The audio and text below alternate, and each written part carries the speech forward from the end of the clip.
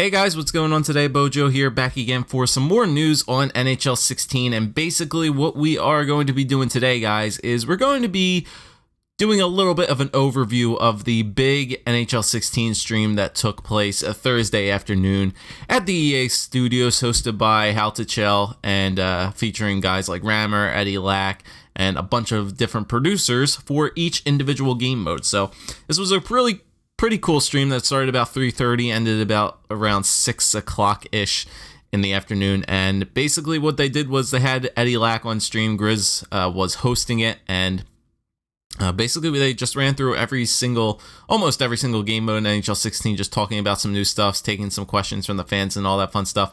I was a mod in the chat, so if you guys were around to watch the live stream and you saw me in there and said hi, thank you for that. But I'm going to be going over a bunch of stuff today that we found out via this stream, even though there's going to be a bunch of other YouTubers and streamers releasing actual NHL 16 content today. Don't want to fall behind them, so I'm going to be giving you guys some news updates as well along with this. So basically what they did was they started off with a play now version, play now game of Eddie Lack versus Rammer. They moved into Be a Pro, followed by Hockey Ultimate Team.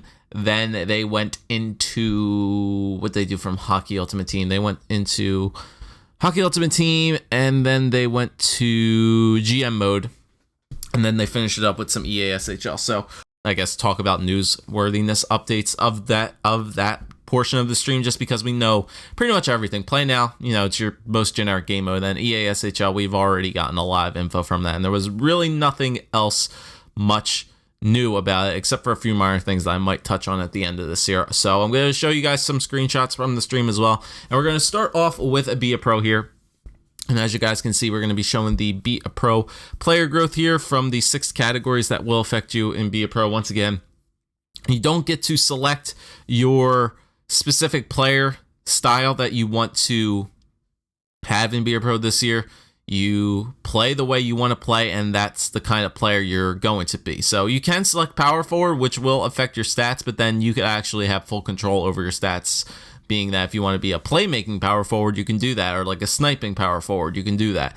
And it just gives you a lot of free leeway there of what you can do in Be a Pro. I'm actually going to be flipping back and forth between my Twitter and these photos here as I talk over them, because there was a lot of stuff that was revealed to us here. So once again, there was this new training workout session that you will be able to do in Be a Pro every single week in your Be a Pro character, in your Be a Pro time period, not in time period of the game itself. You will be able to do this every week in Be a Pro, putting in some face-offs. So like I said, you can do 3 hours, 1 hour, 2 hours, or 4 hours in your specific training positions if you want to upgrade your defense or your face-offs or your lateral movement or the bottom one, which I can't see there. So you're allowed to do that every single week, and it'll give you a little bit of extra experience in that certain category, and it'll help you out in places that you really can't train out on the ice, and you could actually just take some time to do that and Be a Pro once again. So moving on to the next thing here, we did talk about this in the features list, that Be a GM will be able to have the simulate between line changes in NHL 16. As you guys can see here, just the simulation screen that comes up right there. You will be able to simulate between the shifts, which everybody did want this year. So having a skater Be a Pro this year will actually be viable. Here's another little overview after the game of the Be a Pro game performance. Once again, your overall grade, you are still going to have certain tasks that you want to complete during a Be a Pro game, but then obviously the way you play during that game, you'll either get some experience upgrades or experience downgrades depending on which certain spots of your game that you improved or didn't improve on in that game. Like I said, it allows you to create the pro that you exactly want to be. Now, we'll move into Hockey Ultimate Team here as they went into HUT to look at the single-player seasons. Very briefly, I just wanted to show you guys that the single-player seasons have Rookie, Pro, All-Star, and Superstar, pertaining to, obviously, the difficulty of the AI in this game, obviously. So let me go to my Twitter, because there was definitely some Hockey Ultimate Team stuff that we can talk about here. And I'll just have that up to the side. So there's the single player seasons, a nice little badge there. It might be pretty cool to add onto a thumbnail or something like that. And then we took into the edit lines situation here, where Eddie Lack could basically edit his own Hockey Ultimate Team players list. And as you guys can see here, you see some overalls of these players.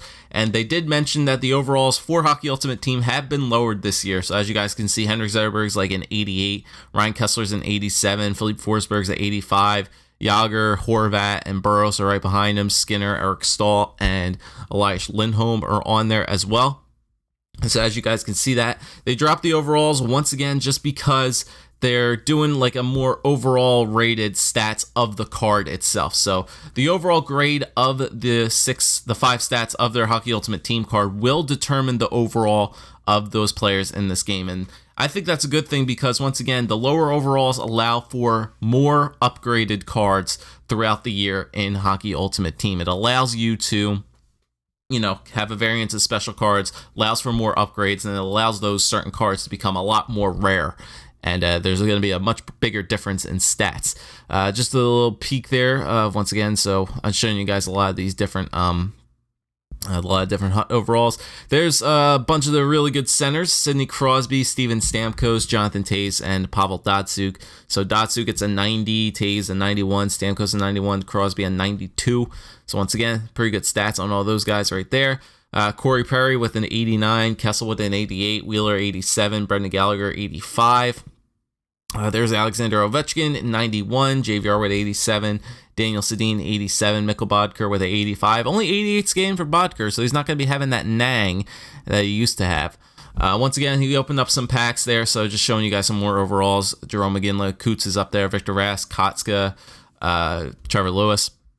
A big one that I wanted to show you guys here is the store, as he was opening up some mega packs with all 10 million pucks that he had, or coins. Look to the right there, guys. You can see the regular bronze packs and the bronze jumbos. There's nothing different there. But look what we have there for the silver packs.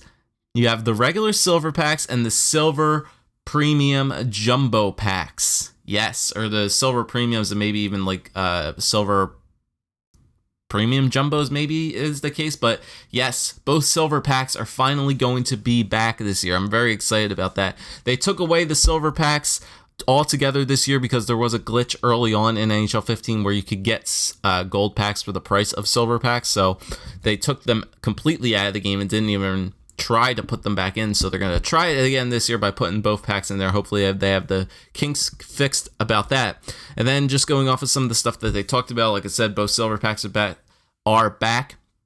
And you will be getting more reward packs for completing silver and bronze collections. So, as you guys know, this year, if you managed to complete a silver collection, you only got about 3 or 4 silver packs per collection, and they were very hard players to gather up. So what they did this year is they're going to be giving you a lot more reward packs for completing those specific collections, just because those players are a little bit harder to come by. So that's going to be pretty awesome to see. Now this thing is really cool, something that they added into the game. As you guys know, they did add Play a Friend back in the Hockey Ultimate Team, but they took it a step further. Now, I know a lot of people are going to be doing wager matches this year, and we thought for a second that they included wager matches into this, but instead, you can't really set up a game where you're going to be wagering off Hockey Ultimate Team coins. Obviously, you're still going to have to, work that around whoever the hell you're playing. But this thing that they did add in to Play a Friend is called entry requirements. Now, basically what you can do there is you can set certain parameters for your specific game between your friends. So you have complete free lenience over this. You could set the period length, you could turn fighting or penalties, injuries, offsides, icings off or on if you want, tiebreakers, and then entry requirements. You could set up an amazing amount of different parameters, like no players from the NHL, like a team star rating of 3 stars or lower, 2 stars or lower, 1 star as a player, no players from European leagues. Any possible thing that you guys can think of for a certain parameter that you want to play your friend against, you can actually have some pretty cool wager matches set up between your friends or other players. And it's going to be awesome to see how crazy people are going to get with certain parameters for wagers. So it's not exactly wagers, but it's going to be a lot more interesting scenarios and requirements that you can set up this year. Also, the returning user bonus cards, there was a slight second there that we thought the returning user bonus cards were actually going to be tradable, but thanks to a couple of the Game Changer guys, but that was immediately shot down. The returning user bonus packs are still going to be not tradable in NHL 16. So moving along here to GM mode, once again, showing off the player morale section. Obviously, as you guys can see, all the Vancouver Canucks there, the certain leaders in the chemistry, who the leaders in the locker rooms are, their overalls, obviously, and how they changed based on their player morale. Something I did want to note there is I saw it for a brief second there, and I definitely wanted to come back to the stream and highlight it. There's another new potential rating in this game. I saw it very, very slightly when they went over Jacob Markstrom's name. And what Jacob Markstrom's potential is, he's a medium potential, age 25, but he is going to be, his potential was a fringe starter, which means he's just on the brink of becoming a starter in the NHL or the AHL. So I thought that was pretty unique, that I definitely wanted to highlight over that and just get a quick view from you guys about how you feel about that fringe starters in this game. So I definitely picked up on that. Another thing that we saw is the player morale section, once again, that you can actually go in depthly about their player morales and call team meetings here. Obviously, we have Daniel Sedin and his high locker room chemistry once again, and then obviously calling a team meeting and how that will affect players throughout the season by having team meetings with your entire team or stuff like that. And once again, everything that you do in this game will have repercussions, whether you make a trade, whether you assign captains, whether you change up the lines, give players more ice time. Every single thing that you do in GM mode is going to affect a player's player morale in some form of it, which I think is pretty awesome to see. Now, once again, there's just some of the trade values. As you can see, the potentials are still back. CHL, AHL, NHLs are back again. Their player morales, the potentials, once again, are exactly the same. Top 4 defensemen, top 6 defensemen, top 6 forwards, all that fun stuff. The exacts, high, medium, and low potentials are back again, as you guys can see there. Then we took a look at the simulation.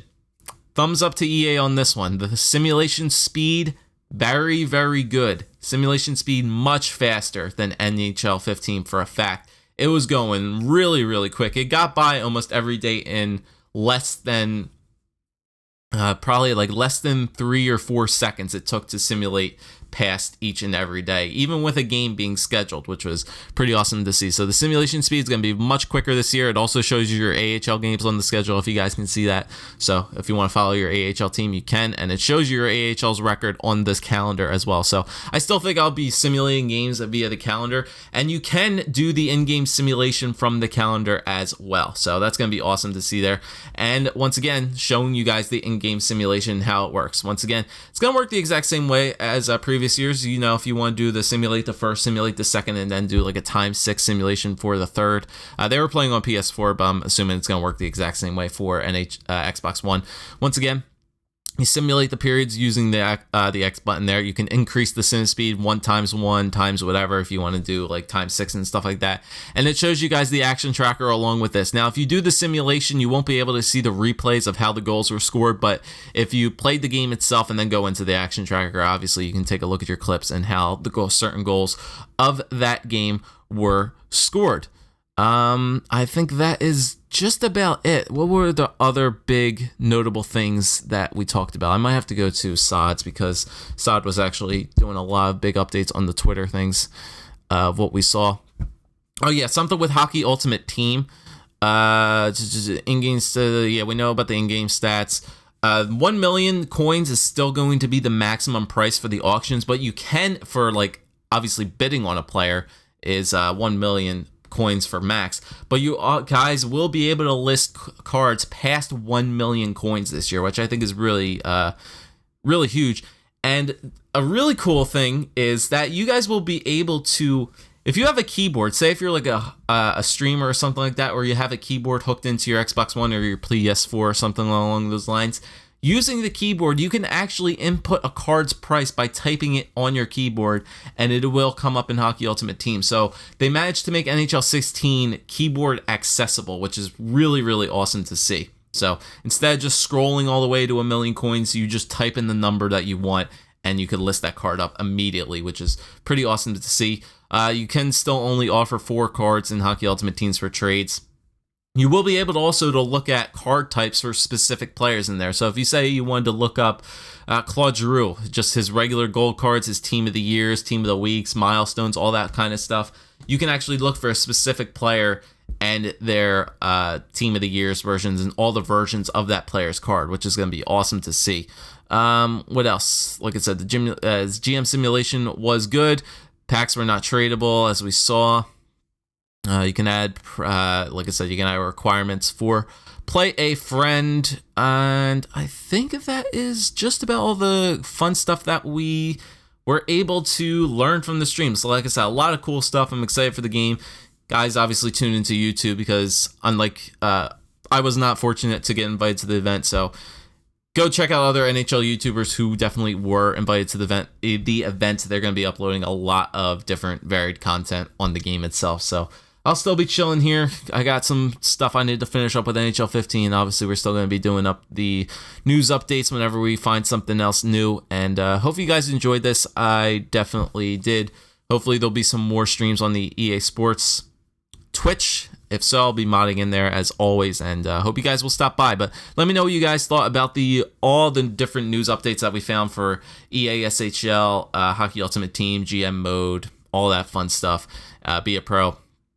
And let me know what you guys think. So leave a like, comment, subscribe as always, and I'll see you guys next time for some more NHL 16 news.